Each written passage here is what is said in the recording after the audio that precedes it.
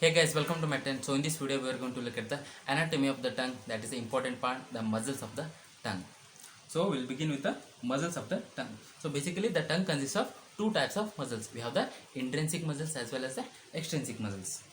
So what are the intrinsic muscles of the tongue? We have the superior longitudinal, inferior longitudinal, transverse and vertical. Four intrinsic muscles of the tongue are superior longitudinal, inferior longitudinal, transverse and vertical. And what are all the important external muscles? We have four extrinsic muscles of the tongue. Those are the styloglossus, palatoglossus, hyoglossus and genioglossus. Styloglossus, genioglossus, palatoglossus as well as hyoglossus. So we have four intrinsic muscles, four extrinsic muscles. So what is the difference between the intrinsic and the extrinsic muscles?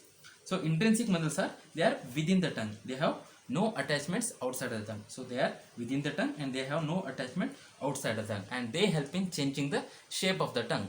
So they help in changing the shape of the tongue. What about the extrinsic muscles? Extrinsic muscles, they take origin from the outside of the tongue. So they take origin from outside of the tongue. They will come inside and they will get inserted into the tongue, or you can say they form the tongue. So they take origin from outside the tongue. They come inside and they form the tongue. So they take origin outside the tongue, inserted onto the tongue, and they help in the movements of the tongue, elevation, depression and lateral sides. So they help in the movement of the tongue. Intrinsic muscles will help in the changing the shape of the tongue, and extrinsic muscles will help in movements of the tongue. So this is about the intrinsic and extrinsic muscles. Now moving on to the, so you can see this is an important diagram. This is the coronal section of a tongue. When you take a coronal section of the tongue, you can see this is the superior longitudinal. First we will discuss about the intrinsic muscles. We have superior longitudinal here. Then we have the vertical, the transverse muscle, as well as we have the inferior longitudinal. Superior longitudinal, vertical, transverse and inferior longitudinal. So they are the intrinsic muscles of the tongue. Moving on to the extrinsic muscles, this is called as the hyoglossus and this is called as the styloglossus, and this, the entire bulk this here you can see, is the genioglossus. So these are the extrinsic muscles of the tongue and these are the intrinsic muscles, and this coronal section of the tongue diagram is very important for your university exams. Now we will look at the features of the intrinsic muscles as well as the extrinsic muscles. So you can see features of the intrinsic muscles. So the superior and inferior longitudinal muscles, they help in the shortening of the tongue. So the tongue becomes smaller.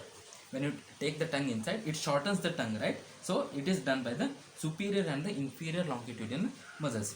Then you have the transverse muscle, which helps in making the tongue narrow. It compresses like this. It makes the tongue narrow, and the vertical muscle will help in making the tongue broad. It helps in making the tongue broad. So as I told you, intrinsic muscles help in changing the shape of the tongue. So superior and inferior longitudinal will help in the shortening of the tongue.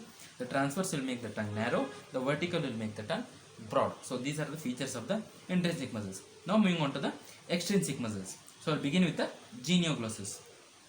So the genioglossus takes origin from the superior genial tubercle and it gets inserted into the whole of the tongue. As I told you, it forms the bulk of the tongue. So what is the action of the genioglossus? It helps in the protrusion of the tongue. You have to protrusion of the tongue, bringing it outside.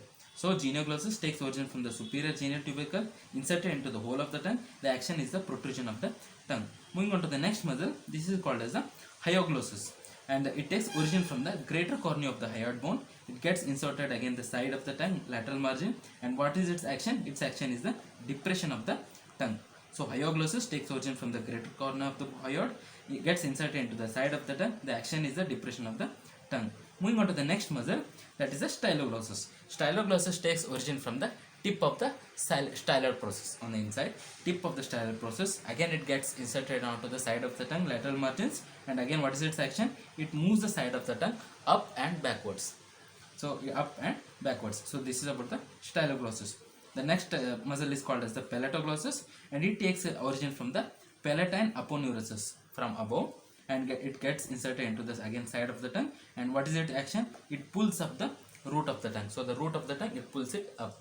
So this is about the palatoglossus. And when you look at the diagram of the extrinsic muscles of the tongue, we have palatoglossus, which takes origin from the palatal aponeurosis and it gets inserted just above the root. Then we have the styloglossus taking origin from the stylar process and getting inserted into the side of the muscle.